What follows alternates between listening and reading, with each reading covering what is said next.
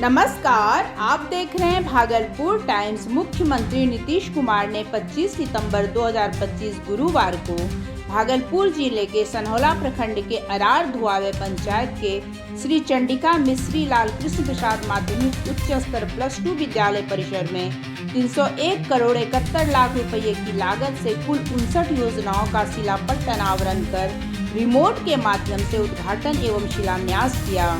इसके अंतर्गत 143.99 करोड़ रुपये की लागत से 43 योजनाओं का उद्घाटन तथा 159.71 करोड़ रुपये की लागत से 16 योजनाओं का शिलान्यास किया गया। मुख्यमंत्री ने कार्यक्रम स्थल पर बड़ी संख्या में उपस्थित पेंशनधारियों, जीविका दीदियों एवं अन्य लाभुकों के साथ संवाद किया। वहां उपस्थित लोगों ने मुख्यमंत्री का धन्यवाद करते हुए कहा, मुख्यमंत्री द्वारा दिए गए योजनाओं से काफी सहूलियत मिली है। सरकार द्वारा घरेलू उपभोक्ताओं को 125 यूनिट बिजली फ्री दिए जाने से लोगों को काफी फायदा मिल रहा है। महिलाओं के उत्थान तथा उन्हें आत्मनिर्भर बनाने की दिशा में सरकार द्वारा किए जा रहे कार्यों का जीविका दीदियों ने प्रशंसा करते हुए मुख्यमंत्री के प्रति आभार प्रकट किया।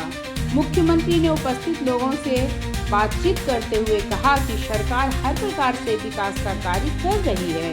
प्रारंभ से ही हम लोग सबके उत्थान के लिए काम कर रहे हैं, किसी की उपेक्षा नहीं की गई है। आप सभी के सहयोग से बिहार निरंतर प्रगति के पथ पर आगे बढ़ रहा है। आपके सहयोग और सरकार के प्रयास से बिहार बहुत आगे बढ़ेगा। इसके पश्चात मुख्यमंत्री ने श्री चंडिका मिश्री लाल कृष्ण प्रसाद माध्यमिक उच्च स्तर +2 विद्यालय परिसर में पूर्व विधानसभा अध्यक्ष स्वर्गीय सदानंद सिंह की प्रतिमा का अनावरण कर माल्यार्पण किया।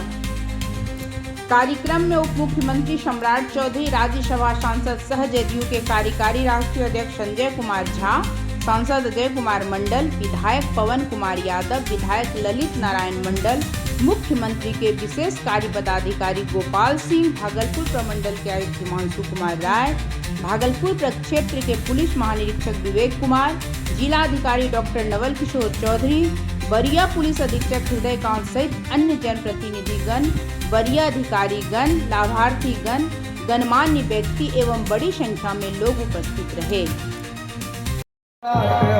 कि देखा गाँव गाँव, कि देखा गाँव गाँव, गली गली में शोर लगा के रहते हैं ना।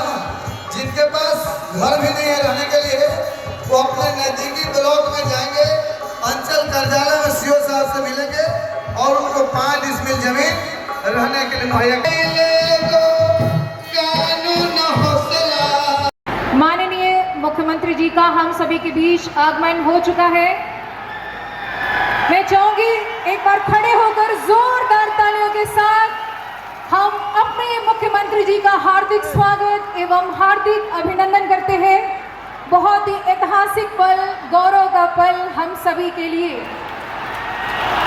जोरदार तालियां बजती रहनी चाहिए।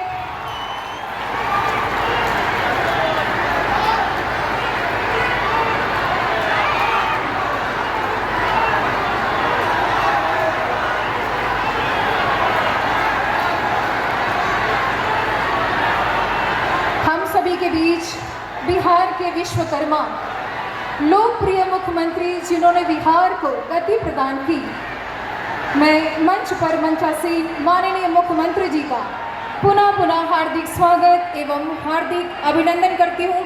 पुनः जोरदार तालियों की अपेक्षा आप सभी के द्वारा।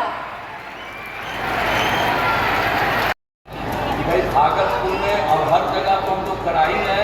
यहाँ पर तो 125 हो गया है, कुछ बचा हुआ है। अब उसका भी इसी साल सबको पूरा कराने के लिए काम तेजी से चल रहा है। इसी साल पूरा करा दिया जाएगा। और एक बात और हम कहना चाहते हैं, 1 फरवरी 2025 को प्रगति यात्रा के दौरान जो पहले चर्चा किया, हम भागलपुर जिला आए थे और यहाँ जो भी कमी रह गई उसका आकलन हम लोगों ने किया था। तो उसमें 9 योजनाओं की स्वीकृति दे दी गई तो हम लोगों को पता चला। तो इन सभी योजनाओं पर काम चल रहा है। इसलिए आपके पूरे जिले में जितना का 9 योजनाओं का उसके लिए सारा काम शुरू कर दिया गया है। भागलपुर में मौसी रेलवे लाइन पर आरओ का निर्माण कराया जा रहा है। भागलपुर के नीचे अंतर्राज्यीय बस अड्डे का निर्माण कराया जा रहा है। ये हर परिवार को 2 लाख रुपया देंगे। अब पहले तो हमने किया कि 5 साल में होगा, लेकिन इधर हम लोगों ने तय कर दिया 5 साल की जरूरत नहीं है और जल्दी से एक साथ सबका काम कर देंगे, ताकि जो गरीब है उसकी गरीबी दूर हो, उसकी स्थिति बेहतर हो जाए। यह भी हम लोग सब काम करा रहे हैं। ये लोग जानिए कि पहले वाले तो कुछ दिक्कत, हम लोग सब चीज़ के लिए काम करते रहते हैं, तो कुछ चीज़ें आप लोगों को हम बता देते हैं। अब उसके बाद आप जान लीजिए कि हम लोग तो घूम ही रहे थे 2024 के दिसंबर में, 25 के जनवरी फरवरी में, तो सब में हमने प्रगति यात्रा के दौरान सभी जिलों में गए।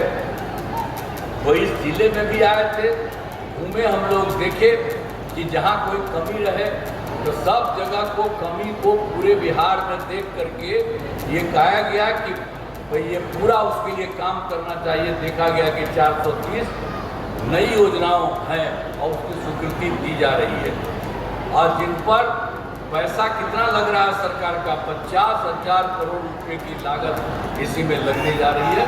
तो इन सभी योजनाओं पर तेजी से काम हो रहा है। हाल ही में हमने कुछ नए कदम उठाए हैं जिसमें सभी को काफ़ी फायदा होगा। बहुत जगहों पर नया नया, बाकी जितना काम कराते हैं तो कुछ जगहों पर और नया नया काम करवा दिया गया है।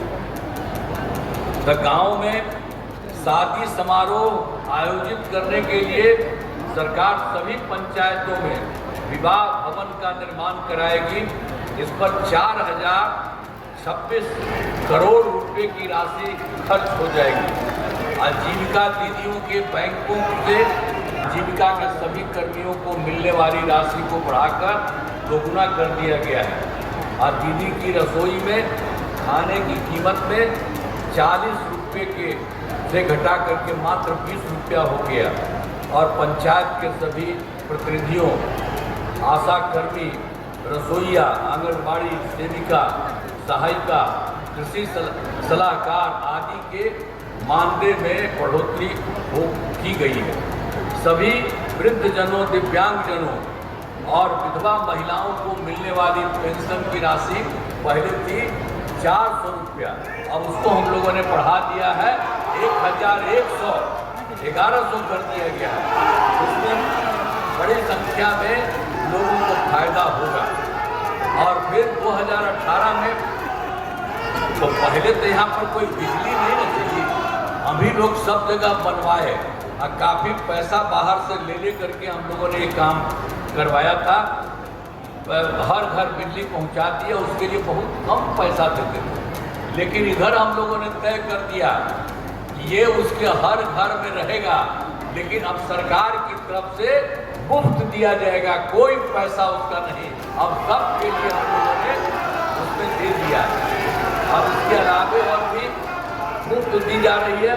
और सरकार की तरफ से सभी इच्छुक लोगों के घरों पर सोलर लगाए जाएंगे। हम आप सब लोगों को कहेंगे, अब आपको ख़त्म कर दिया घर में, बिल्कुल आपको सरकार की तरफ से देखना शुरू कर दिया।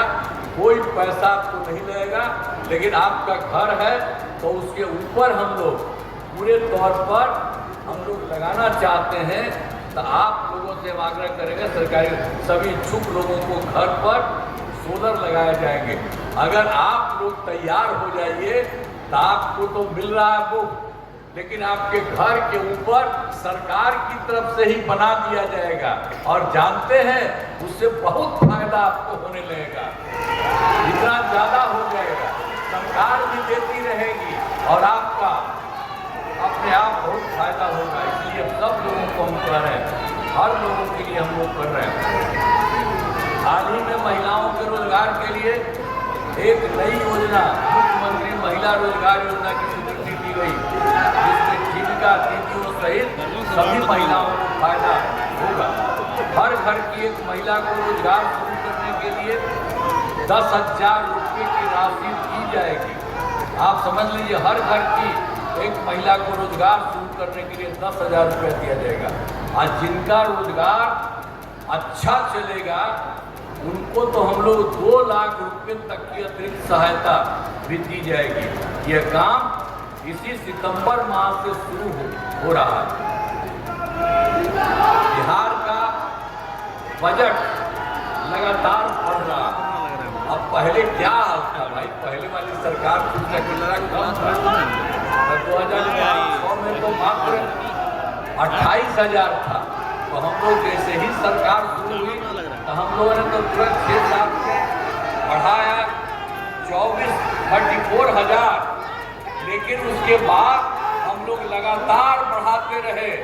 शुरू में तो उतना ही जो कर दिया 24, इसके बाद उससे हर साल पूरा बढ़ाते बढ़ाते 1 लाख तक, और फिर 1 लाख से ज्यादा बढ़ते बढ़ते 2 लाख तक, और फिर 2 लाख से भी बढ़ते बढ़ते और ज्यादा 3 लाख का भी कर दिया। और आप जानते हैं अब बढ़ते बढ़ते अब जो हो रहा है 3,16,000 करोड़ रुपए, अब उससे भी थोड़ा अधिक हो रहा है बिहार में। तो इतना सब काम हम लोगों ने कराया। तो बिहार के विकास में केंद्र सरकार का भी तो ये तो हम लोग यहाँ किए हैं, लेकिन आप जानते हैं अब केंद्र सरकार का सहयोग बिहार को बहुत मिल रहा है। आप जानते हैं 2006 में जब चुनाव 2004 में हुआ तो जुलाई के बजट में बिहार को विशेष आर्थिक सहायता के रूप में सड़क, उद्योग, स्वास्थ्य, पर्यटन, बाढ़ नियंत्रण के लिए बड़ी राशि देने की घोषणा शुरू कर दी गई। और उसके बाद फिर फरवरी 2025 के बजट में बिहार में मखाना पोर्ट की स्थापना, ग्रीनफील्ड एयरपोर्ट की स्थापना और पश्चिमी कोसी नहर के लिए वित्तीय सहायता और राष्ट्रीय स्तर के खाद्य प्रसंस्करण संस्थान की स्थापना एवं पटना IIT के विस्तार की घोषणा ये सरकार की तरफ से कर दिया गया।